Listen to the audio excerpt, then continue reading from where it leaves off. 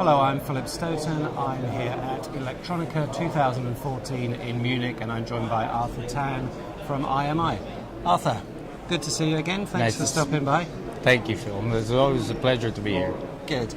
Start by giving me a little bit of an update on where we are. I probably interviewed last time 2 years ago at this show. What's happened in those 2 years? What's going on in terms of scale, size, that kind of thing? 2 years ago, I think what has happened is where the market is just recovering from the financial downturn. So it's really been quite a struggle because we really didn't know what was the light at the end of the tunnel. And then during that period, we were quite aggressive in the fact that in spite of the downturn, we went ahead and accommodated an acquisition at that point, giving us a footprint in Europe, Bulgaria and Czech Republic, as well as in Mexico for North America. Okay. So what I can say now, 2 years into it and back 2014, is that those have actually paid very well as far as dividends goes to the company. Have organically grew on all fronts.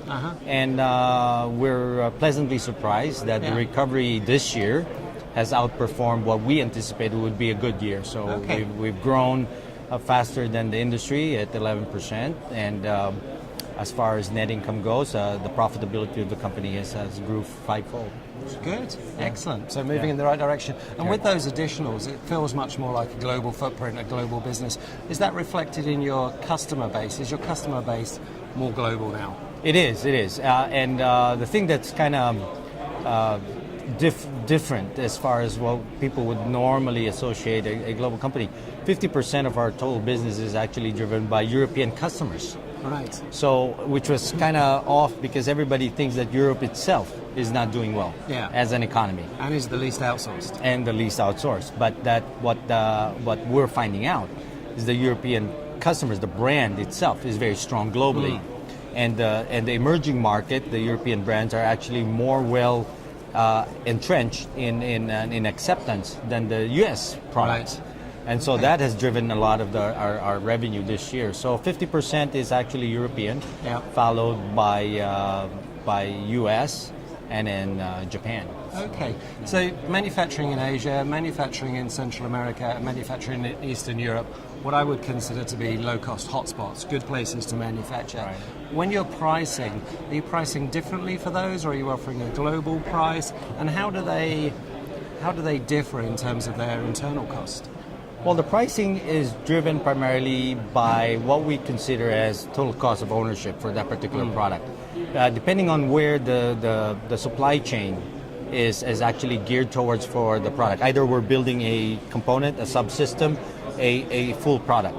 So where the next step would be and how that's integrated into the total cost of that particular product line, I think drives where the product is going to be built.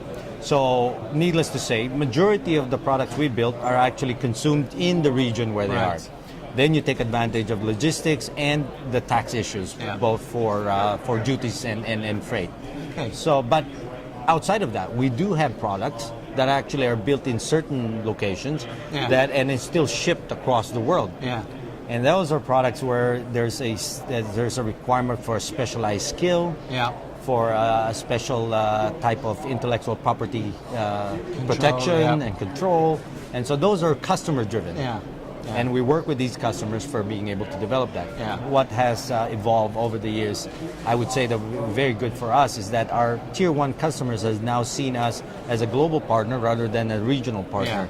So most of the products that we provide for them are now built in all the different locations in the world. Yeah, for me that's the real step change with IMI since we last spoke. And your customer base tends to be a lot in the high reliability market. You're in the telecoms, you're in industrial, but you're also in automotive, which is a sector that's gone through a lot of geographical changes itself. Lots of automotive in China, but also we're seeing some of the automotive companies gravitate back to Silicon Valley for research and development, for consumer electronics. Exactly. What trends are you seeing in that market?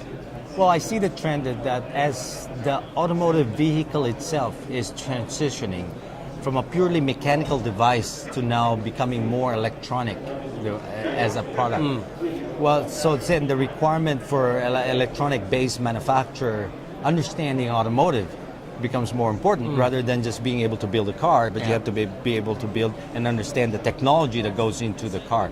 And we see that as a very good opportunity for IMI, because our electronics, automotive electronics, is now evolving from just purely the subcomponents that drive it to the full system that actually drive the car. Everybody that we talk to, and it seems to be the resounding theme of the different things that we see around here in Electronica, is what everybody envisions as the driverless technology, the driverless car. Yeah.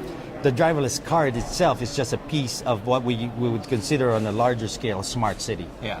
Where intelligent vehicle highway systems is integrated into the smart city, energy and all of these, and the big data for analytics on how you're going to manage the traffic and all of this.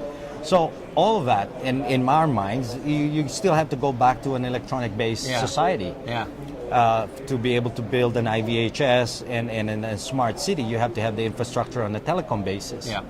To be able to do that on the broadband and the Internet of Things and the wearables that are all connected, all the cars. Okay. The car itself will have to then have the capability to communicate not only within the different sensors within the car and the driver, but with the other car itself and a mesh network, right? Yeah. And so to us, that really plays very heavily into our skill set. Yeah, with the communications link as well. And for me, I see in that sector that there are two supply chains colliding a little bit. The old traditional, very conservative, very slow development of the automotive industry, very high reliability, and the fast-moving consumer market. They've got to work together. Do you think as a supplier that's worked in both areas, you can bridge that gap? You can bring those kind of demands and disciplines together? I think you touch really, really well into this challenge that a lot of our partners are seeing.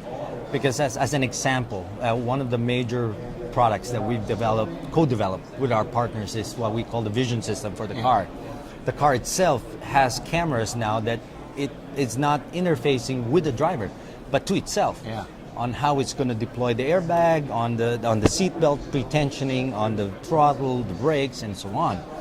Now, if we look at that capability and see, now, the question that you have to think is whether, is it easier for me to use somebody who has the experience of building cameras in a phone? Yeah. Or somebody who has the experience for building components in a car? Yeah. So the dilemma there is that, is it easier to teach someone how to build a camera or to understand a car? Yeah. And that's where IMI then emerges, because our capability of being able to do both in a very, very high level of quality and volume gives us that advantage that we understand the mindset of what it will take to build something for a car. Yeah. And the reliability that comes with it, right? Yeah. And then on top of that, understand the cost effectiveness of building a consumer product, fast-moving consumer market for the car. Yeah, absolutely. So. And I think that's not the only sector that's happening. I look at wearables, and we're seeing the apparel market and the electronics market. Like, do you think those kind of collisions, those expansions of what you're able to do, are going to define the EMS industry going forward? I think it is, and we're seeing it already with a lot of trends where a lot of the EMS companies that are actually transitioning to less of a focus on the E side, but more on the S side, of providing a solution to all the services necessary when all these types of technology merge. Yeah.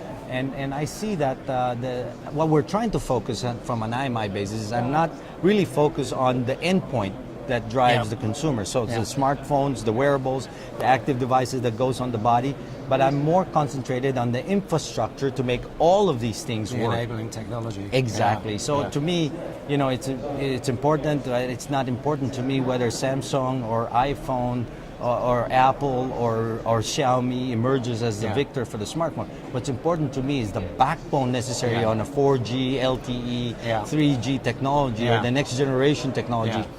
Uses that type of technology we build. Yeah, and you're ready for whatever those challenges are. Yeah. So, rolling forward, Arthur, if we speak again in 2 years' time, what are you expecting to happen in that period? What's going to be new from IMI? I think short of any geopolitical issues that could undermine the whole thing, right?